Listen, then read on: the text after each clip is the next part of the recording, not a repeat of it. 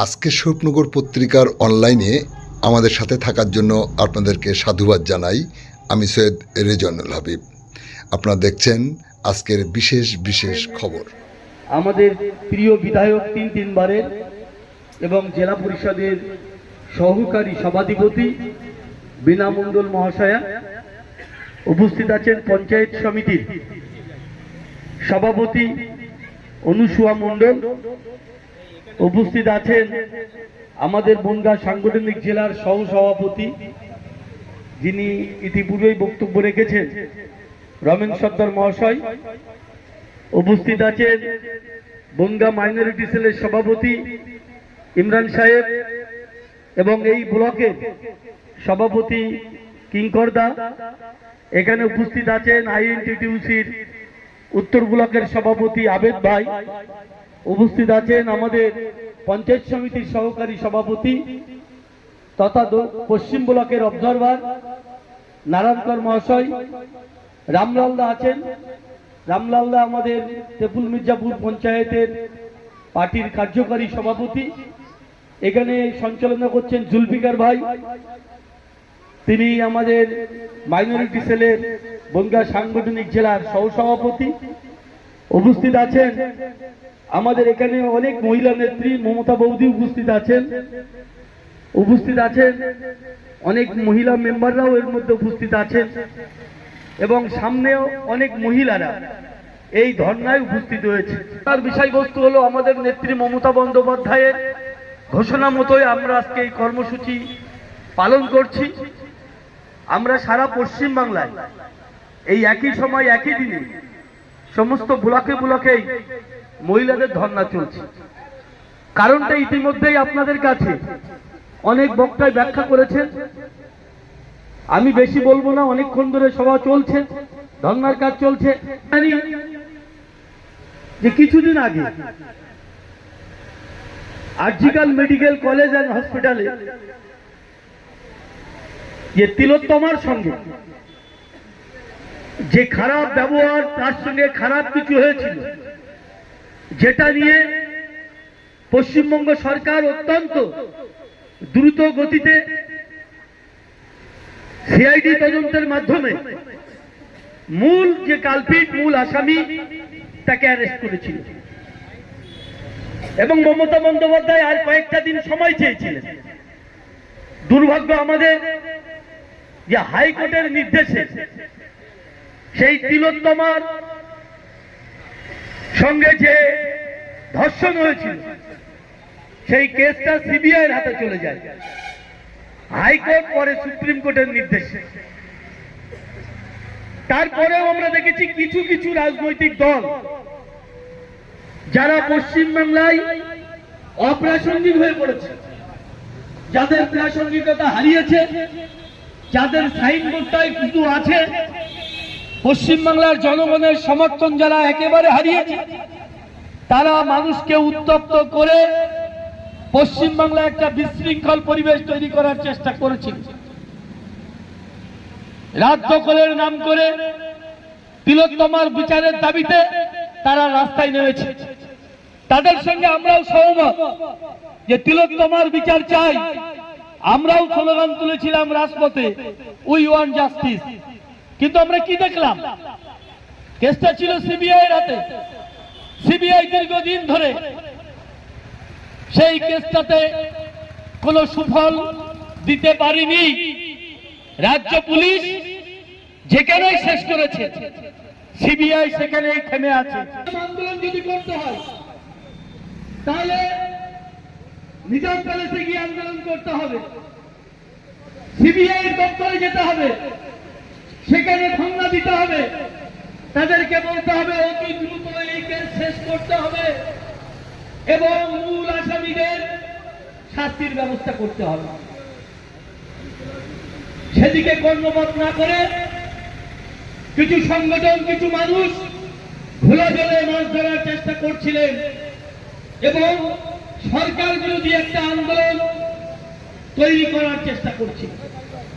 আমাদের নেত্রী মমতা বন্দ্যোপাধ্যায় বিধানসভা ডেকে, আমরা জানি আমাদের রাজ্যের যে আইনসভা সেটা হলো বিধানসভা। আমরা যে দেশে বাস করি এই দেশটি হলো যুক্তরাষ্ট্রীয় পরিকাঠামোয় তৈরি। এখানে যেমন কেন্দ্রীয় সরকার আছে, এখানে তেমনি রাজ্য সরকার আছে। কেন্দ্রীয় সরকার যেমন আইন তৈরি করে, পার্লামেন্টের উভয় কক্ষে আইন তৈরি করতে হয়। পার্লামেন্টের নিম্নকক্ষ লোকসভা, উচ্চকক্ষ রাজ্যসভা, তারপর রাষ্ট্রপতি।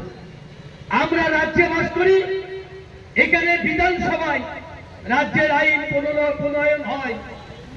কিন্তু একটা সমস্যা রয়ে গেছে, সেই সমস্যাটা হলো বিধানসভায় আইন প্রণয়ন করার পরে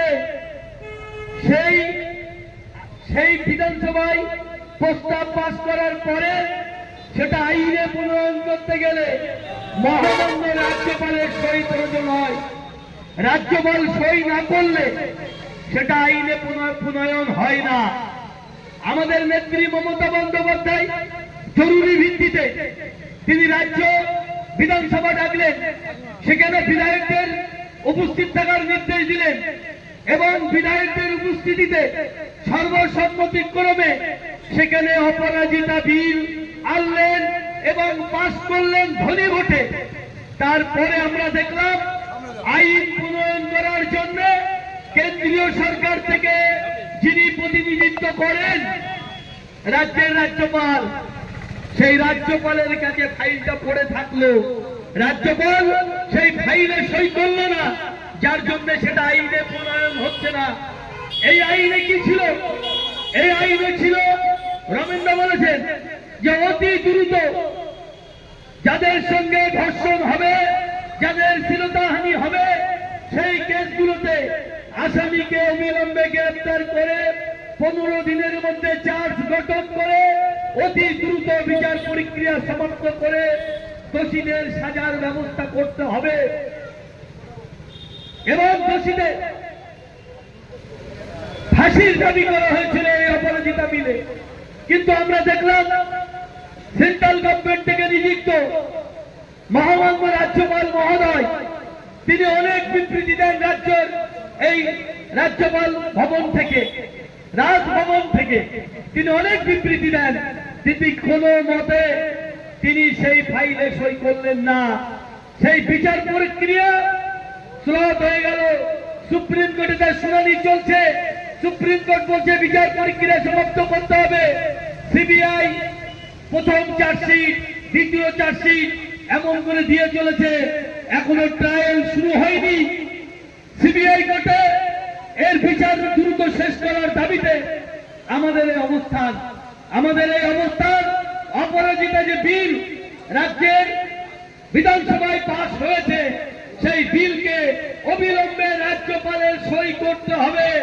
সেই করে সেটা আইন প্রণয়ন করে বাস্তবায়িত করতে হবে। এর জন্যই মমতা বন্দ্যোপাধ্যায় সারা পশ্চিম বাংলার প্রত্যেকটা ব্লকে মহিলাদের নির্দেশ দিয়েছেন, মহিলা তৃণমূল কংগ্রেসের, যে 30 তারিখ সারা ব্লকের মহিলাদের মিছিল করতে হবে। আমাদের পশ্চিম ব্লকে সেই মিছিল সংগঠিত হয়েছে ইতিমধ্যে। ডিসেম্বরের যেটা আজকে প্রত্যেকটা ব্লকের কেন্দ্রবিন্দুতে সেখানে অবস্থান বিক্ষোভ করতে হবে। তার জন্যই আপনারা আজকে বসে আছেন। এটা আপনাদের ন্যায্য অধিকার। মহিলাদের সুরক্ষা পেতে গেলে অপরাজিতা বিলকে আইনে প্রণয়ন করতে হবে।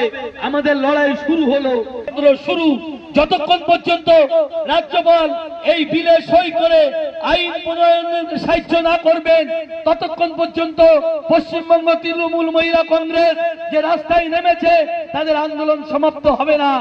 আমরা এরপরে নেত্রীর নির্দেশের অপেক্ষায় থাকবো। প্রয়োজনে নেত্রী নির্দেশ দিলে আমরা রাজভবন ঘেরাও করব, করে রাজ্যপালকে এই বিলে সই করতে আমরা বাধ্য করব বাংলার মহিলাদের সুরক্ষার স্বার্থে। বিজেপি অনেক বড় বড় কথা বলছে, বাধা দিচ্ছে। আমরা দেখলাম আমাদের যারা এমপিরা আছেন তারা পার্লামেন্টে আওয়াজ তুললেন যে পার্লামেন্টেও একটা আইন প্রণয়ন করা হোক, যে আইনে মহিলা সুরক্ষিত থাকবে, মহিলাদের রক্ষা কবচ থাকবে, কিন্তু আমরা দেখলাম মহিলাদের সঙ্গে দ্বিচারিতা করা হচ্ছে। নামে মহিলা সুরক্ষার কথা বলা হলেও বিজেপি সরকার মহিলা সুরক্ষা দিতে কোন রকম প্রস্তুত নয়, বা তাদের কার্যক্রমে আমরা সেটা দেখতে পাচ্ছি না। তার জন্য আজকে আমাদের অবস্থান।